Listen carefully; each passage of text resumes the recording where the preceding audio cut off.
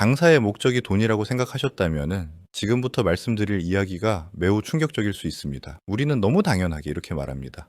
장사는 돈 벌려고 하는 거 아니냐, 이익이 남아야 하는 거 아니냐.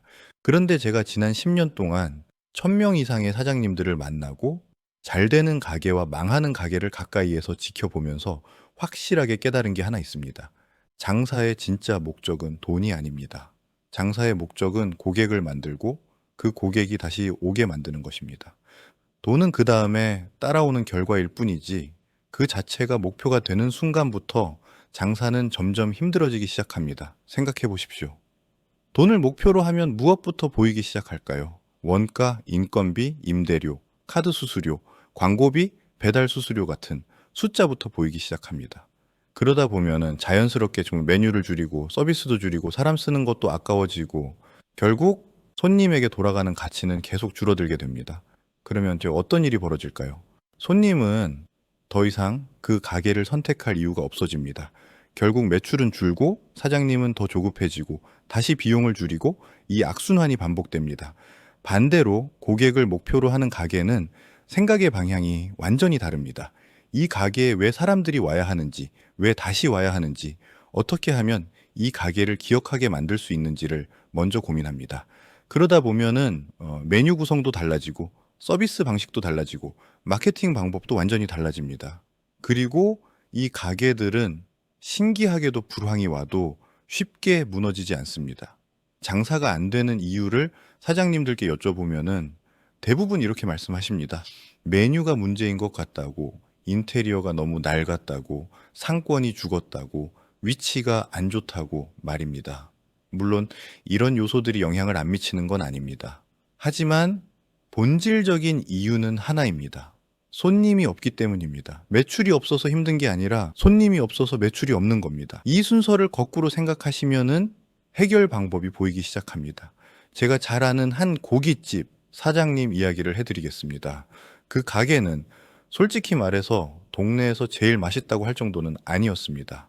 가격도 특별히 싸지 않았고 인테리어도 최신 트렌드와는 거리가 있었습니다. 그런데도 언제 가도 자리가 꽉 차 있었습니다. 주말은 물론이고 평일 저녁에도 대기줄이 생겼습니다. 비결이 뭔지 알고 계십니까? 그 사장님은 고기를 팔고 있는 게 아니라 사람을 기억하고 있었습니다. 손님이 고기를 다 먹고 나가려고 하면은 사장님이 직접 테이블을 돌면서 꼭 한마디씩 건넵니다. 오늘 고기 어떠셨는지, 불편한 점은 없으셨는지, 다음에 오시면 이 부위도 한번 드셔보시라고 추천도 해줍니다. 어떤 날은 아이 데리고 온 가족에게 아이 주스 하나를 그냥 서비스로 내주기도 합니다. 큰 돈 드는 서비스도 아닙니다. 하지만 손님 입장에서는 그냥 밥 먹고 나온 게 아니라 나를 신경 써주는 가게에 다녀왔다는 기억을 가지고 나오는 겁니다. 그래서 이 가게는 어떻게 됐을까요? 손님들이 친구를 데려오고 가족을 데려오고 회식 장소로 다시 예약을 합니다.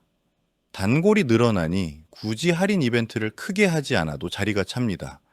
경기 안 좋다는 말이 나와도 이 가게는 늘 일정한 매출을 유지합니다. 고객이 이미 만들어져 있기 때문입니다. 같은 동네에 비슷한 가격대의 다른 고깃집도 있었습니다. 그 가게는 매주 할인, 매달 이벤트, 가격 경쟁을 계속했습니다. 처음에는 손님이 몰리기도 했습니다. 하지만 거기서 끝이었습니다. 특별한 기억이 없으니 다시 갈 이유가 없는 겁니다. 결국 손님이 빠지고 또 할인을 하고 그러다 몇 달 못 버티고 문을 닫았습니다. 장사의 성패는 맛이나 가격 이전에 고객을 남기느냐, 못 남기느냐에서 갈립니다. 이 이야기가 고깃집만의 문제라고 생각하시면 안 됩니다. 카페도 마찬가지입니다. 예전에 컨설팅 했던 한 카페 사장님 이야기를 해드리겠습니다. 그 카페는 커피 맛이 나쁜 편도 아니었고 인테리어도 꽤 예뻤습니다. 그런데 늘 손님이 들쭉날쭉했고 비 오는 날이나 날씨 안 좋은 날에는 매출이 뚝 떨어졌습니다. 사장님은 계속 신메뉴를 개발하고 가격을 내리고 광고를 돌렸습니다. 그런데도 상황은 크게 달라지지 않았습니다. 문제는 커피가 아니라 관계였습니다. 손님과의 접점이 전혀 없었던 겁니다. 주문만 받고 음료 내주고 끝. 그러다 보니 손님 입장에서는 근처에 비슷한 카페가 있으면 언제든지 바꿀 수 있는 가게가 되어버린 겁니다. 그래서 전략을 바꿨습니다. 단골 스탬프를 만들고 자주 오는 손님 이름을 기억하고 카페에 공부하러 오는 학생들에게 작은 응원 메시지를 컵에 적어주기 시작했습니다. 그리고 SNS에 단순히 메뉴 사진이 아니라 가게에서 일어나는 소소한 이야기들을 올리기 시작했습니다. 몇 달이 지나자 변화가 생겼습니다. 손님들이 그냥 커피 마시러 오는 게 아니라 그 카페에 들르는 게 일상이 되기 시작했습니다. 매출도 안정적으로 올라갔고 날씨에 따라 흔들리던 매출 그래프가 점점 완만해졌습니다. 이것이 바로 고객이 만들어졌다는 신호입니다. 그렇다면 고객을 만들고 지켜내기 위해 사장님이 반드시 해야 할 일은 무엇일까요? 첫 번째는 첫 방문 고객을 반드시 다시 오게 만드는 장치를 만드는 것입니다. 한 번 오고 끝나버리면 아무 의미가 없습니다. 쿠폰 한 장, 다음 방문 혜택, 기억에 남는 한마디, 이 중 무엇이든 좋습니다. 중요한 건 이 가게를 다시 떠올리게 만드는 이유를 남기는 것입니다.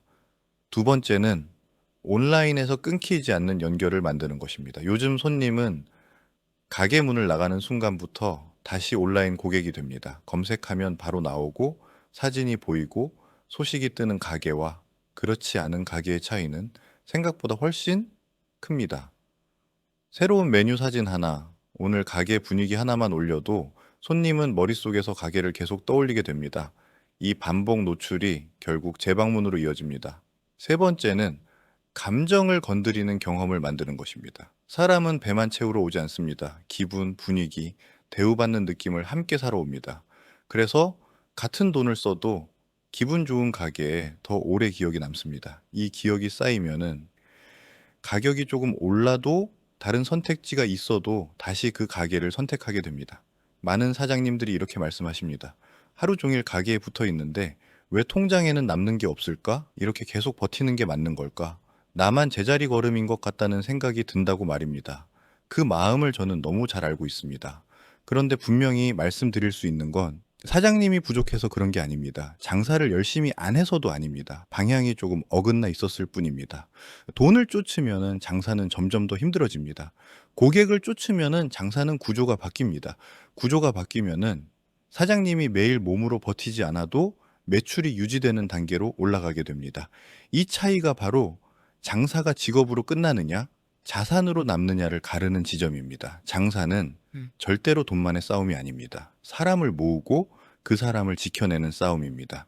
이 싸움에서 이기는 가게는 시간이 지날수록 더 강해지고 지는 가게는 아무리 열심히 일해도 점점 더 힘들어집니다. 지금 장사가 힘들다면 포기해야 할 이유가 아니라 방향을 바꿔야 할 신호일 수 있습니다. 더 오래 일하라는 신호가 아니라 더 똑똑하게 장사하라는 신호입니다.